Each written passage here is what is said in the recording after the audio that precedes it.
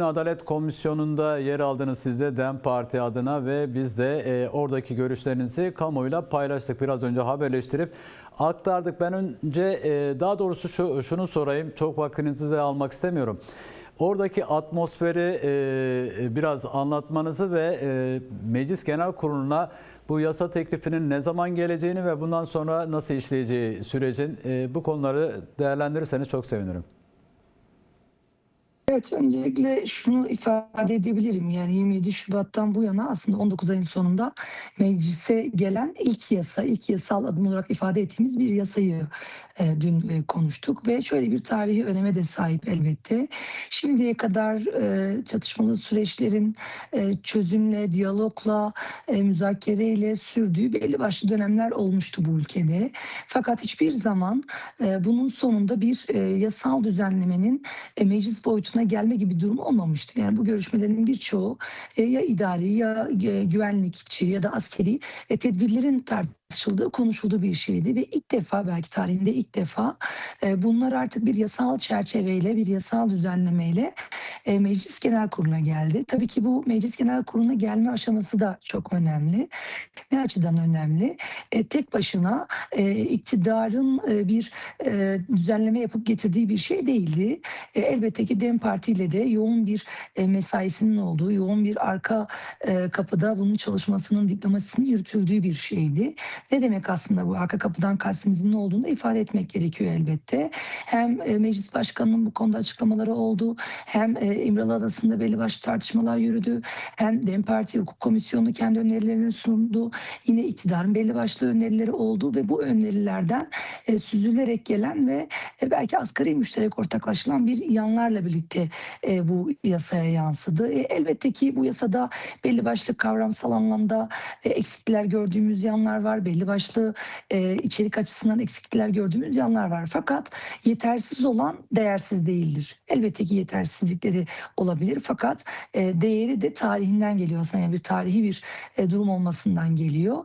Ve bu anlamıyla da genel kuruldan geçti. Dün saat 15.30'da görüşmelere başladık ve bugün sabaha karşı sabah saat 9.30'a doğru, yani yaklaşık 18 saat süren bir mesai gerçekleştirdik. Elbette orada bizler hem çerçeve, evet, imza sahibi olarak sözümüzü kurduk, hem de burada yaşanan eksiklikleri de getirmenin, komisyonun üyesi olmanın bir sorumluluğu olmasından kaynaklı yasada belli başlı eksiklikler olmasını da dile getirdik. Bunların hepsini kayda da geçirdik.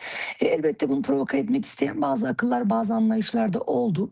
Fakat bunlara mahal vermeyen bir yerdeydik. Çünkü gerçekten de sözü olmayan, çatışmadan beslenen, kandan beslenen, bu ülkenin çatışmalı süreçlerde kalmasını isteyen bir akıl da vardı orada. Fakat biz o akla karşı en metanetli duran yerden hem de bir cevap olduk. En nihayetinde bir bütünlüklü bir şekilde ortaya koymuş olduğumuz şey neydi? Bizlerin bu sürecin artık bir masa etrafında yasal düzenlemelerle bir nihayete ermesi gibi bir hedefimiz vardı ve bu doğrultuda da gerekli eksiklere dair notlarımızı düştük. Ve genel kuruldan, burası çok önemli çünkü tarihte bir ilk, hem yeni partinin hem DEM Parti'nin hem MHP'nin hem CHP'nin onayıyla geçti.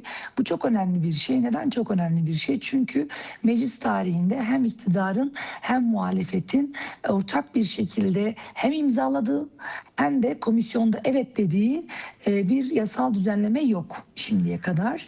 Bu açıdan da çok önemli. Hatırlarsanız daha önce komisyon raporu da böyle bir ortak konsensüsle çıkmıştı. Büyük bir çoğunluğun altında imzası olarak çıkmıştı, evet, meclis raporu. Ve bugün de genel kurul komisyondaki görüşmelerde de yine Milliyetçi Hareket Partisi'nin de, AK Parti'nin de, DEM Parti'nin de, yine Yeni Parti ve CHP'nin de evet dediği haliyle komisyondan geçmiş oldu. Peki genel kurula ne zaman geleceği merak konusu ve kısaca süreç nasıl devam edecek? Şöyle, normalde genel kurula gelebilmesi için 48 saatlik bir iş tüzükten kaynaklanan usulü bir durum var. Fakat danışma kurulunda veya yine iktidarın çoğunlukla yapmış olduğu çalışma önergesi vererek bunu pazar gününe getirme ihtimali var. Yani bir aksilik olmazsa biz pazartesi geleceğini düşünüyoruz ama olağanüstü bir durum ve diğer partilerin ortak bir konsensüs sağlaması durumunda elbette ki yarın da gelebilir. Yani burada hani yarın veya pazartesi günü gelmesinden ziyade önemi şuradan geçiyor.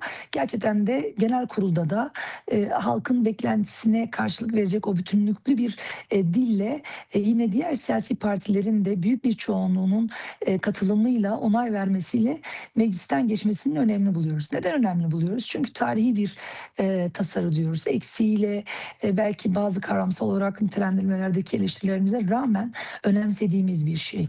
Belki bir kök yasa dediğimiz şeyin ilk adım olarak nitelendirdiğimiz, sürecin ilk yasası olarak nitelendirdiğimiz şeyin mecliste grubu bulunan hemen hemen bütün siyasi partilerin ortak bir mutabakatıyla geçmesi bizler için önemli olacaktır ve bundan sonra da gelişecek olan yasaların yapımında en azından ilk adım olarak nitelendirdiğimiz şeyin büyük bir çoğunlukla geçmesi bu sorunun belki yasal düzenlemelerle, köklü bir çözümle ve tüm demokratik siyaset içerisinde yer alan siyasi partilerin sözüyle geçmiş olması ilerleyen süreçlerde hem toplumsallaşması açısından hem de her kesimin kendini içinde bulabilmesi açısından önemli olacaktır. Umuyoruz ki genel kurulda da yine meclis komisyonunda olduğu gibi de büyük bir çoğunluğun katılımıyla geçmesini temenni ediyoruz.